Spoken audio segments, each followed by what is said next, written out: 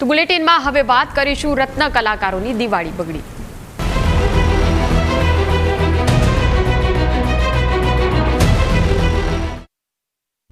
તો રત્ન કલાકારો માટે ખૂબ જ માઠા સમાચાર છે। દિવાળી પહેલા જ સુરતમાં 100 રત્ન કલાકારોની દિવાળી બગડી છે। સુરતમાં દિવાળી પહેલા જ રત્ન કલાકારોને છૂટા કરવાનો દોર શરૂ થયો છે।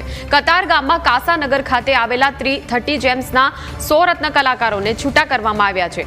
તેમને કોઈ પણ પ્રકારનું કારણ જ આપ્યું નથી। રત્ન કલાકારોને તરત જ છૂટા કરી દેવામાં આવ્યા। રત્ન કલાકારોએ કહ્યું છે કે કારખાનેદારને ખર્ચ વધી જવાથી તાત્કાલિક અસરથી છૂટા કરવામાં આવ્યા છે। રત્ન કલાકારોના પગારમાં વધુ રૂપિયા આપીને બ્લેકના રૂપિયાને વ્હાઇટ કરતા હતા। પગાર 25,000 હોય તો ખાતામાં 35,000 થી 40,000 રૂપિયા જમા કરાવતા। વધારાના રૂપિયા રત્ન કલાકારોએ માલિકોને રોકડા આપવા પડતા હતા। એક તરફ ટેરિફને લઈને સુરતનો હીરા ઉદ્યોગ મુશ્કેલીમાં છે, બીજી તરફ સુરતમાં દિવાળી પહેલા જ રત્ન કલાકારોની દિવાળી બગડી હોવાના કિસ્સા છે સામે આવી રહ્યા છે। ત્યારે કતાર ગામના ક્રિશ ડાયમંડમાં 100 કરતાં વધુ રત્ન કલાકારોને એકાએક જ છૂટા કરવામાં આવ્યા છે।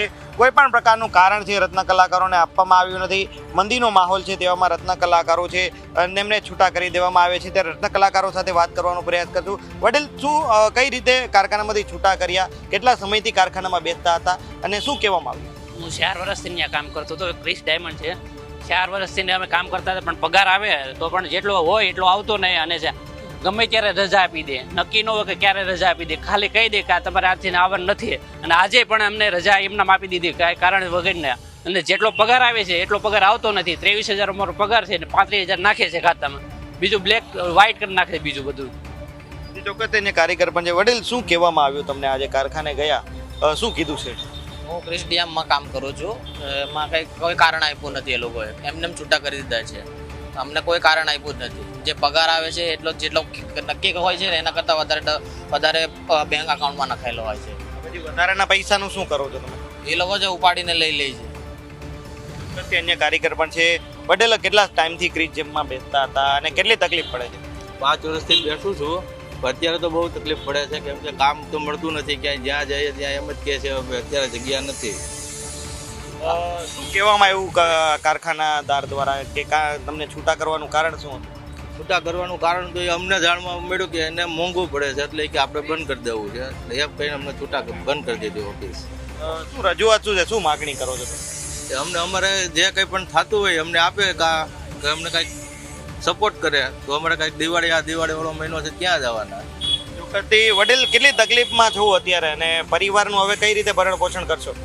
એ જ મેઇન પ્રશ્ન છે, એટલે તો અહીંયા આવ્યા છીએ કે ભાઈ હવે આ મહિનોને અમારે જવું કે કોઈ જગ્યાએ કોઈ બેહારતું નથી, બધા આજ કારણ ધરી દઈ નથી જગ્યા। વડીલ, શું કહેશો? માથે દિવાળી છૂટા કરી દીધા, હવે કઈ રીતે ઘરનું ગુજરાન ચલાવશો? એ મોટો વિકલ્પ જ છે, કારણ કે દિવાળી આવશે એટલે સ્કૂલો વાળા ફીઓ માંગવાના, ટોટલી વસ્તુ આવવાની। અને અત્યારે અમે કોઈ બી જગ્યાએ જઈએ બપોરથી બેસીએ એટલે કે ભાઈ નહીં, જગ્યા નહીં, ગમે તે જગ્યાએ કોઈ જગ્યાનું સેટિંગ થતું નહીં। એટલે હાલ અમારે પોતે રોડ ઉપર રખડવાનો વારો આવ્યો હોય। કેટલા વર્ષથી બેસતા? હું 8 વર્ષથી એ કંપનીમાં કામ કરું। પગારમાં પણ ખાતામાં વધારે પૈસા નાખતા તેવી વાત હતી। મારો પગાર 30,000, ખાતામાં 48 નખાય મારે। પછી બીજા પૈસા કંપનીને રિટર્ન રિફંડ કરવાના અમારે। ચોક્કસથી એટલે અન્ય રત્ન કલાકાર પણ છે। શું કહેશો, કેટલી તકલીફ પડે છે? અત્યારે તો બહુ તકલીફ છે। કીધા વગરનું અમને છૂટા કરી દેવામાં આવ્યા છે।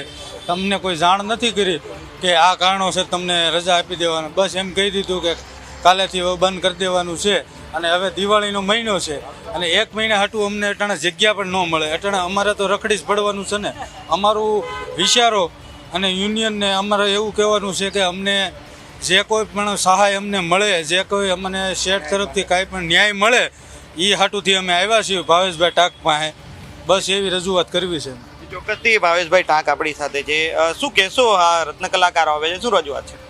અમે પહેલાં બી કીધું હતું કે ટેરિફના કારણે લાખો રત્ન કલાકારો આનાથી ઇફેક્ટ થશે। આજે 100 જેટલા રત્ન કલાકારોએ કાચાનગર ખાતે જે ક્રિશ ડીએમ આવેલી છે એને છૂટા કરી દીધા છે। તો આ લોકોને 10-10 વર્ષથી આ કામ કરે છે, તો 10 વર્ષથી આ કામ કરતા હોય તો એને પીએફ, ઈએસઆઈ, બોનસ, અખરજા, ગ્રેજ્યુટી આ બધા લાભો એને મળવા જોઈએ। તો એ લોકોને નથી ગ્રેજ્યુટી આપી, નથી બોનસ આપ્યું, નથી અખરજા આપી, નોટિસ પીરિયડનો પગાર આપ્યો, એમને છૂટા કરી દીધા। હવે આ એવી પરિસ્થિતિ છે કે 2 વર્ષથી આ ઓલરેડી મંદી ચાલે છે। તો 2 વર્ષ ત્યાં તો માંડ એનું ઘર ગુજરાન ચાલે એટલા પૈસા પણ એને પગાર નહોતો આવતો, ઉપરથી એને આ પૈડા ઉપર પાટવું, તો આ લોકોને છૂટા કરી દીધા. હવે આને કોણ બેસાડશે? આ લોકો તો બેરોજગાર થઈ ગયા. હવે માહિતી એવી પણ છે કે આને જે નીચલા ડિપાર્ટમેન્ટ છે એને પણ છૂટા કરી દેવાના છે. તો આનાથી પ્રભાવિત 200 જેટલા કારીગરોને આ છૂટા કરવાની વાત આવે છે. તો આ લોકોને હું એ પણ કહેવા માગું છું, અમુક લોકો પાસે એવું પણ જાણવા મળ્યું કે આ લોકો બ્લેકના વ્હાઇટ કરે છે. ઇન્કમટેક્સ વિભાગ, લેબર ડિપાર્ટમેન્ટ અને ફેક્ટરી ઇન્સ્પેક્ટરે ધ્યાન દેવું જોઈએ. કારીગરોને ન્યાય આપવા માટે ડાયમંડ વર્કર યુનિયન કાયદાકીય લડત લડશે. ચોક્કસથી ડાયમંડ વર્કર યુનિયન છે કાયદાકીય લડત છે તે આપશે.